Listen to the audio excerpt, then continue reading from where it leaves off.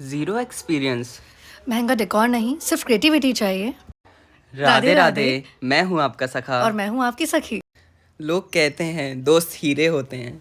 जैसे कि ये स्टोन्स और पर्ल्स बिल्कुल हमारी जैसे रॉ एंड रियल।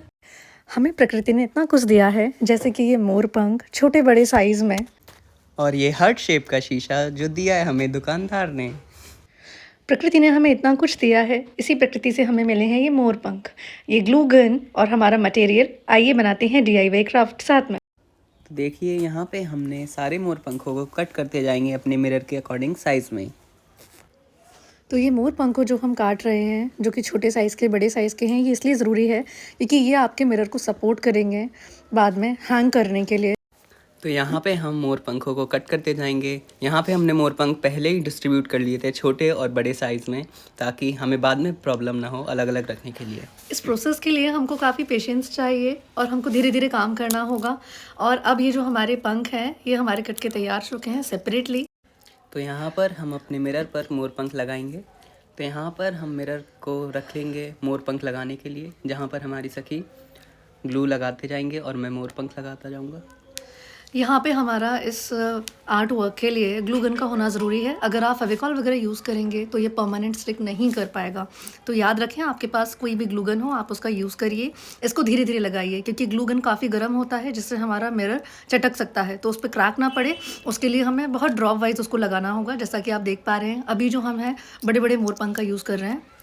उसके बाद हम बाद में छोटे छोटे मोर पंख लगाएंगे, जो इस मिरर को और ज़्यादा इनहेंस करेगा। इस वीडियो की सबसे ख़ास बात यह है कि ये क्राफ्ट हमने रिसाइकल मटेरियल से बनाया है और इसका फाइनल लुक काफ़ी ज़्यादा प्रीमियम लगता है। और एक बात हम यहाँ पे क्लियर करना चाहते हैं, जो कि हम ये मोरपंख का इस्तेमाल कर रहे हैं, ये सखा और मेरे यहाँ पे जो मोरपंख थोड़े बच गए थे उनका यूज़ किया है, और कुछ हमारे गांव में जो मोरपंख बड़े मिल जाते हैं उनका हमने इस्तेमाल किया है।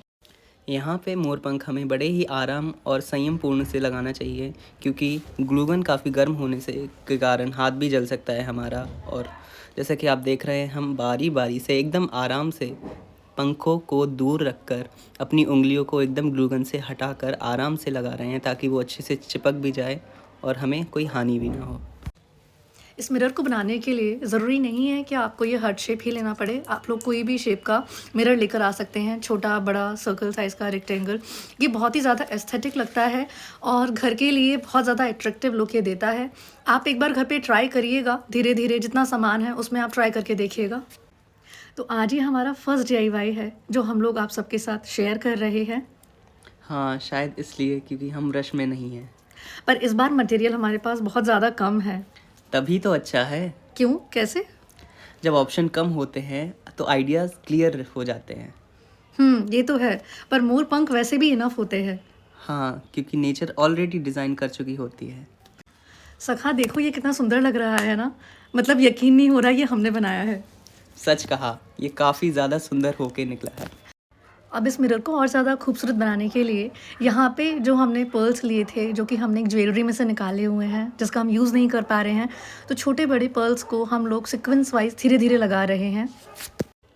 मोती लगाते टाइम हमें सबसे ज़्यादा ध्यान में रखना है कि मोती ना ही हमें पंखों पे लगाना है और ना ही हमें मिरर पर।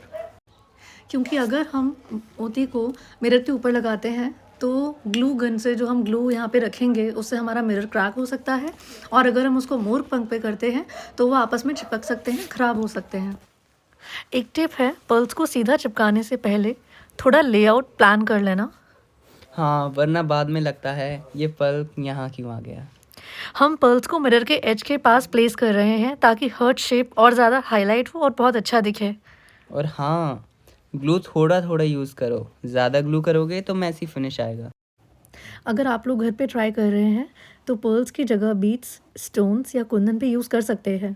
और मिरर को सिर्फ वॉल पे नहीं, वैनिटी या ड्रेसिंग टेबल पे भी रख सकते हैं आप।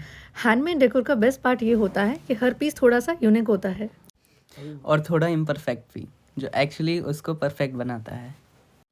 इस स्टेप में थोड़ा स्लो काम करना बेटर होता है ताकि स्पेसिंग इवन रहे। हाँ, हर मोती लगाने के बाद 1 सेकंड का पॉज रखना ज़रूरी होता है। इससे अलाइनमेंट भी सही रहता है और जो हमारा ग्लू है वो अच्छे से सेट हो जाता है।